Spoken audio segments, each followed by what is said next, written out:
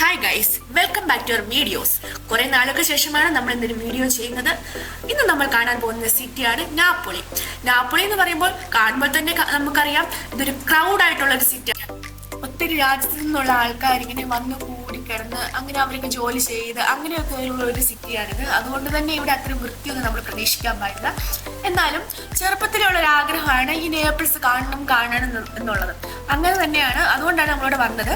ഞാനും എൻ്റെ ഹസ്ബൻഡും ഉണ്ട്. ഞങ്ങൾ നേരത്തെ തന്നെ ഇവിടെ എത്തി. ഇപ്പം ഞങ്ങൾ പൊക്കോണ്ടിരിക്കുന്നത് നാപ്പോളി സെൻട്രൽ എന്ന് പറഞ്ഞിട്ടുള്ള ഇവിടുത്തെ സെൻട്രൽ റെയിൽവേ സ്റ്റേഷനിലേക്കാണ്. അപ്പം ഞങ്ങളിവിടെ റൂമൊക്കെ എടുത്തിട്ടുണ്ട്. ഞങ്ങൾക്ക് റൂം കിട്ടിയെന്ന് വെച്ചാൽ ഭയങ്കര രസമാണത്. 5ാം നിലയിലാണ്. ഒരു ലിഫ്റ്റ് പോലും ഇല്ലായിരുന്നു. അതുകൊണ്ട് തന്നെ ഞങ്ങൾ സ്റ്റെപ്പ് കയറി മാടത്തും പണ്ടാൻ തുടങ്ങി. അപ്പോൾ ഇപ്പോൾ വൈകുന്നേര സമയമാണ്. വൈകുന്നേരം അല്ല, ഉച്ച കഴിഞ്ഞു. അപ്പോൾ നമ്മൾ നാപ്പോളി സെൻട്രൽ സ്റ്റേഷനിലേക്ക് പോവുകയാണ്. ഇത് സെൻട്രൽ സ്റ്റേഷനിലേക്കുള്ള ഒരു വഴിയാണ്. ഏകദേശം നമുക്കൊരു 20 മിനിറ്റ് നടക്കാനുണ്ടായിരുന്നു. പക്ഷേ വലിയ ആൾക്കാരൊന്നും ഇല്ലായിരുന്നു ഈ ഒരു സമയത്ത്. സെൻട്രൽ സ്റ്റേഷനിലേക്ക് പോകുന്ന വഴിക്ക് നമുക്ക് 2 വലിയ പിയാക്സകൾ കടന്നു പോകാനുണ്ട്. അങ്ങനെ നമ്മൾ സെൻട്രൽ സ്റ്റേഷനിൽ എത്തി. സെൻട്രൽ സ്റ്റേഷനിൽ ഏകദേശം ഒരു അരമണിക്കൂറോളം ബോംബെ സിറ്റിയിലേക്ക്. ബോംബെ സിറ്റിനെ കുറിച്ച് നിങ്ങളൊക്കെ കേട്ടിട്ടുണ്ടാവുമായിരിക്കും.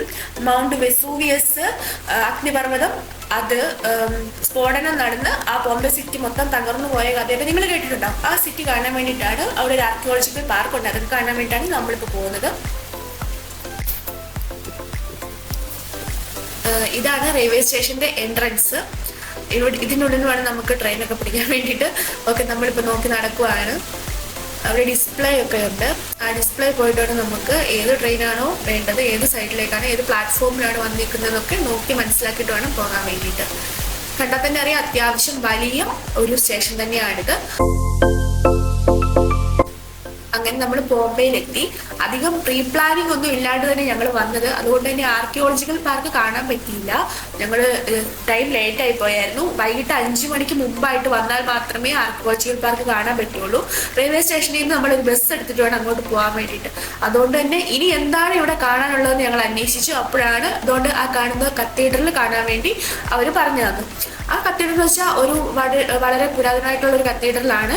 അതിനടുത്തൊരു സെമിനാരും അങ്ങനെയൊക്കെ എന്തൊക്കെയോ ഉണ്ടെന്ന് തോന്നുന്നു. നമുക്കത് ഡീറ്റെയിൽസ് കൂടുതൽ ഞങ്ങൾ അന്വേഷിച്ചില്ല. ഞങ്ങൾ ജസ്റ്റ് അവിടെ ഒന്ന് കറങ്ങും, കത്തീഡ്രലിനുള്ളിൽ കയറി പ്രാർത്ഥിക്കുക, അവിടുത്തെ അത്യാവശ്യം ഞങ്ങളത് കണ്ടിട്ട് ഞങ്ങൾ തിരിച്ച് നാപ്പോളിക്ക് പോരുവാണ് ചെയ്തത്. ഇതാണ് ഈ കത്തീഡ്രൽ. കാണുമ്പോൾ തന്നെ അറിയാം, വലിയൊരു കത്തീഡ്രലാണ്.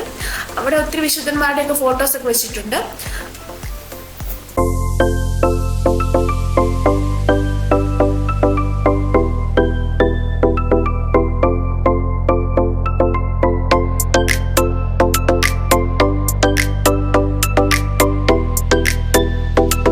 ഇതാണ് ഈ കത്തീഡ്രലിന്റെ ഉൾഭാഗം.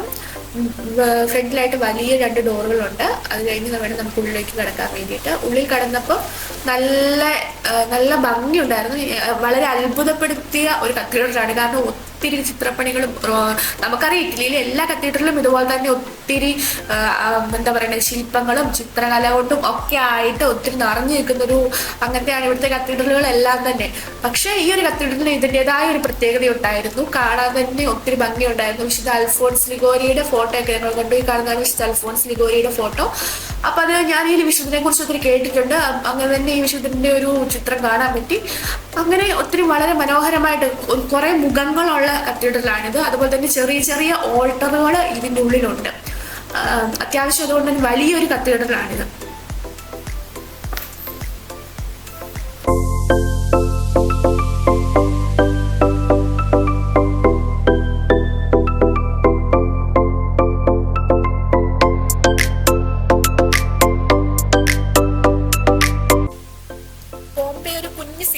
നാപ്പോളി പോലൊന്നുമല്ല, എന്നാൽ പോലും വളരെ ക്ലീൻ ആൻഡ് നീറ്റാണ്. ബോംബെനെ കുറിച്ച് നിങ്ങളൊക്കെ കേട്ടിട്ടുണ്ടാവും. ബോംബെ ഒരു സിൻ സിറ്റി എന്നാണ് അറിയപ്പെടുന്നത്. കാരണം പണ്ട് ഈ നാട്ടിൽ ഒരുപാട് ആൾക്കാർ വേശ്യാവൃത്തി, അങ്ങനത്തെ സുഖലോലുപത, അങ്ങനത്തെ കാര്യങ്ങൾക്ക് ഒരുപാട് പൈസ മുടക്കി, അതുപോലെ ലക്ഷറീസ് ആയിട്ട് ജീവിച്ച് അങ്ങനത്തെ കാര്യങ്ങളിൽ കുറച്ച് ഇൻട്രസ്റ്റ് ഉള്ള ആൾക്കാർ ജീവിച്ചിരുന്ന സ്ഥലമായിരുന്നു. അതുകൊണ്ട് തന്നെയാണ് ഈ സ്ഥലത്തെ സിൻ സിറ്റി എന്ന് പറയുന്നത്. അങ്ങനെ ഈ വെസൂവിയസ് അഗ്നിപർവ്വത സ്ഫോടനം നടന്ന് ഈ ബോംബെ നഗരം മൊത്തം ചാരകൂമ്പാരമായി മാറി. അവിടുത്തെ അഗ്നിയൊക്കെ ലാവ ഒലിച്ചിറങ്ങി ഈ നഗരം ഫുള്ള് നശിച്ചു പോയത്. പക്ഷെ ഇവിടെ ഇതിന്റെ ശേഷിപ്പുകളൊക്കെ ഇവിടെ സൂക്ഷിച്ചു വെച്ചിട്ടുണ്ട്. അവിടെ നിന്ന് മരിച്ചുപോയ മനുഷ്യ ആൾക്കാരെല്ലാം അവിടെ സൂക്ഷിച്ചു വെച്ചിട്ടുണ്ട്. ഇപ്പൊ പോയി നമുക്കത് കാണാൻ പറ്റും. പക്ഷെ ഇതെല്ലാം ഒരു ആർക്കിയോളജിക്കൽ പാർക്കിനുള്ളിലാണുള്ളത്. പക്ഷെ ഞങ്ങൾക്കത് നിർഭാഗ്യവശാൽ കാണാൻ പറ്റിയില്ല. അതുകൊണ്ട് തന്നെ ഞങ്ങൾ തിരിച്ച് നാപ്പോളിക്ക് പോവുകയാണ്. ഏതാണ്ട് 1 മണിക്കൂറോളം ഞങ്ങൾ ഈ ബോംബെ സിറ്റിയിൽ നടന്ന് കണ്ടു. അതുപോലെ കത്തീഡ്രലൊക്കെ കണ്ടു. ഇനിയിപ്പോൾ ഞങ്ങൾ പെട്ടെന്ന് തന്നെ തിരിച്ചു പോയി നാപ്പോളിക്ക് നേരെ വിരുട്ടുന്നതിന് മുമ്പ് തന്നെ തിരിച്ചു പോകാനുള്ള പ്ലാനിങ്ങിലാണ്. പക്ഷെ ഒരുപാട് ഹാപ്പിയാണ് ഇതൊക്കെ കണ്ട്. വേറൊരു ചുറ്റുപാടും കാര്യങ്ങളും കൾച്ചറും ഒക്കെ ഒരു പ്രത്യേക ഫീലിങ്സ് ഉണ്ട് ഈ സ്ഥലത്ത് വരുമ്പോൾ. ഞങ്ങൾ അതിനുശേഷം വന്നത് നാപ്പോളിയിലെ സ്പാനിഷ് കാർട്ടോസ് എന്ന് പറഞ്ഞൊരു സ്ഥലത്താണ്. അവിടെ എന്ന് വെച്ചിട്ടുണ്ടെങ്കിൽ ഞങ്ങൾ പ്രത്യേകമായിട്ടും മറഡോണ സ്പേസ് കാണാൻ വേണ്ടിയിട്ടാണ് വന്നത്. ലാർഗോ മറഡോണ എന്നാണ് ഇറ്റാലിയനിൽ പറയുന്നത്. എന്ന് വെച്ചാൽ മറഡോണയുടെ കുറേ മെമ്മറീസും ഒക്കെ സൂക്ഷിച്ചു വെച്ചിരിക്കുന്ന ഒരു സ്ഥലമാണ്. ഇവിടുത്തെ എല്ലാ വോൾസിലും എല്ലാത്തിലും മറഡോണയുടെ പിക്ചേഴ്സ്, അങ്ങനത്തെ മൂറൽ ആർട്സ് ഒക്കെ ആയിട്ടാണുള്ളത്. അതുകൊണ്ട് തന്നെ നല്ല ഭംഗിയാണ് ഈ സ്ഥലം കാണാൻ. കാരണം നാപ്പോളിക്കാരും മറഡോണയും നമ്മളോട് വന്ന് നമ്മൾ പറയാതെ തന്നെ എല്ലാവർക്കും അറിയാമല്ലോ. കാരണം നാപ്പോളി ക്ലബിൻ്റെ ഒരു മെയിൻ സെൻട്രൽ കഥാപാത്രമായിരുന്നു മറഡോണ.